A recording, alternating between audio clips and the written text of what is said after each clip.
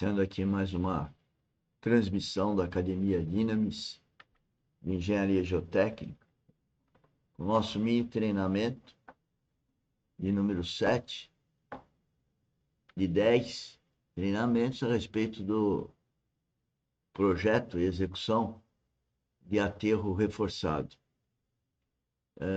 A aula 16 das 20 aulas da grade anual da nossa academia. Dando continuidade, então, a esse assunto, nós estávamos falando de cálculos, dimensionamento, modelos de dimensionamento. Bom, senhores, eu, nesses mini treinamentos, não posso falar nada sobre cálculo, e os cálculos geralmente estão descritos em livros e também em apostilas, enfim, e até alguns softwares que indicam a sequência de cálculo. Aqui nós estamos mostrando alguma coisa sobre essas sequências de cálculo, né? E o que é importante destacar, que os softwares, então, eles propõem isso para a gente, tem lá sistema onde que a gente pode estar estudando isso. O conceito básico, eu já comentei que ter um elemento de reforço dentro da massa de aterro. Tem alguns cálculos também simplificados através de ábacos, né? E o que é importante é atender, então, a norma 11.682 e a 19.820, se me falhar a memória de aterro reforçado, que também fala de dimensionamento, usar os softwares existentes, onde que a própria empresa dá cursos de treinamento, né, para uso dos softwares, né, e aplicá-lo. E aí que nós entramos. Nós entramos onde que a pessoa vai fazer essa linha de sequência de trabalho e nós estamos à disposição todo dia das 16 às 17 para tirar dúvidas. Porque, na verdade, para alimentar o software, e tem vários, como vocês podem ver aí segundo parágrafo, além desses que são de empresas especializadas em softwares, né, para poder, na aplicação, que acho que a gente entra para passar a nossa experiência com relação às obras de aterro reforçado. Né? Aqui está dando alguns exemplos de cálculo, né? E está isso no nosso curso, vários exemplos. E a sequência, então, de projeto necessária para tratar dos taludes ou desníveis, né? Como fazer a melhor arquitetura com relação à superfície do talude, quando eles são muito altos, né? E tem fazer um estudo específico. Enfim, a parte de dimensionamento, então eu vou dizer que a parte de dimensionamento é a mais fácil. O problema é a prática de como fazer esses dimensionamentos e a desconfiança de se estamos fazendo corretamente. Eu acho que esse é o principal objetivo, é onde que eu posso ajudar, né? A escolha do reforço tem que ser feita meio de como acordo com a indústria, e você pode ter vários softwares de várias indústrias, fora o de empresa especializada nisso. É muito comum se usar vários softwares, inclusive hoje, da facilidade. E eu estou parado nesse slide de especificação técnica, porque é ele que vai dar as condições para a execução.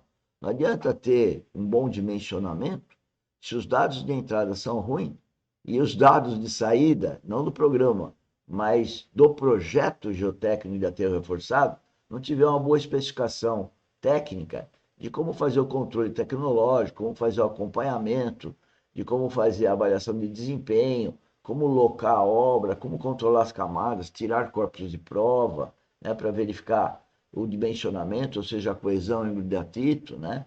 Fazer os ensaios de controle de campo da umidade ótima, preço específico seco máximo, através do método de Hilf, que é o melhor dos métodos, né? Acompanhar, então, a execução, os detalhes de drenagem, né? Os cuidados para não haver comatação de drenos, isso tudo que eu estou falando agora, então as especificações de como executar. sequência executiva, os detalhes de como fazer, montar as coisas. Porque uma coisa é fazer desenho fazendo papel, e a outra coisa é a gente poder sequenciar isso na obra e acompanhar o controle tecnológico de cada item. E lembrar que na obra a gente vai também, eu já falei, coletar amostras e com as coletas da amostra confirmar, então, os parâmetros de resistência adotados.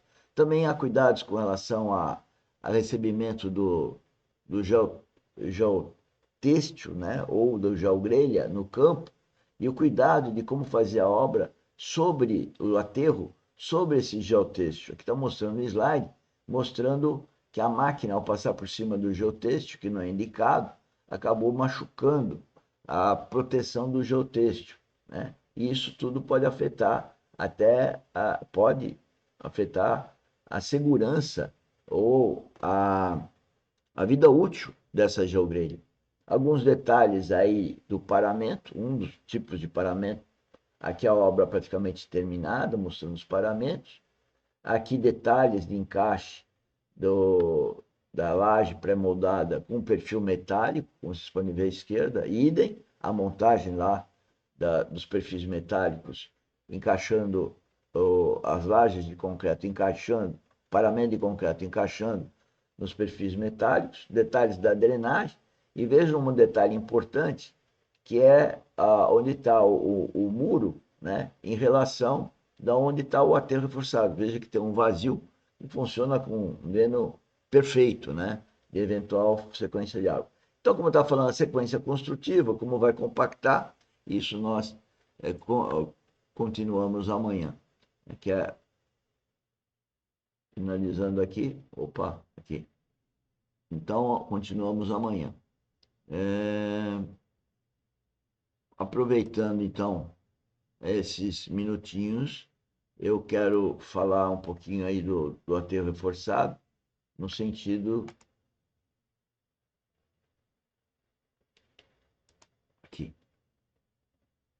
Então, ainda falando da parte temática, né? Essa primeira parte do nosso mini treinamento é a parte temática, e o que eu quero destacar é o seguinte: sem uma topografia adequada, correta, precisa, no local de implantação de um aterro ou até de uma terraplanagem de uma forma geral, que é onde vai se escavar, onde se vai fazer o aterro,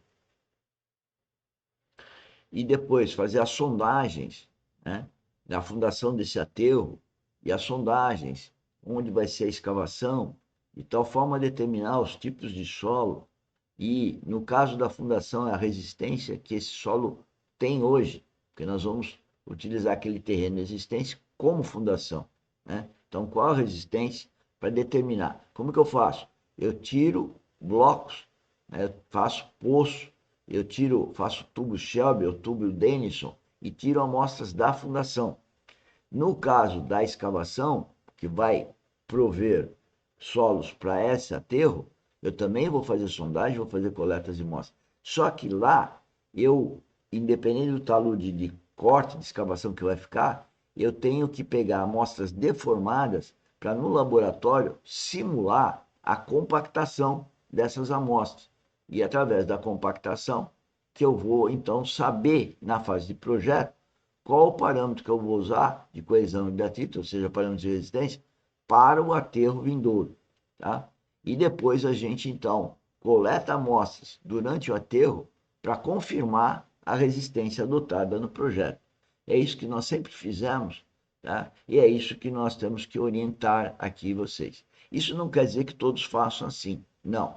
O que a gente vê fazendo são aterros com controle tecnológico que nós entendemos duvidosos, né? Deixando muito encargo, vamos dizer assim, para os elementos de reforço, o que é conveniente para a indústria, mas não é conveniente para o dono da obra, em termos de custos, né? E em termos de deformabilidade também, porque você vai ter o solo muito fraco em relação à geogrelha, ele pode até resistir, mas ele vai ter uma deformabilidade que não convém à obra de aterro reforçado. Bom, era isso que eu queria mostrar nessa primeira parte com relação a a parte temática do assunto aterro sobre o solo, aterro reforçado. E vamos então agora para a segunda parte, que é a parte de gestão, porque tudo isso entra relacionamento humano, e no relacionamento humano nós temos que falar de gestão de pessoas, de gestões de situações, gestão de circunstâncias e como a gente trata disso. Então, vamos para a segunda parte.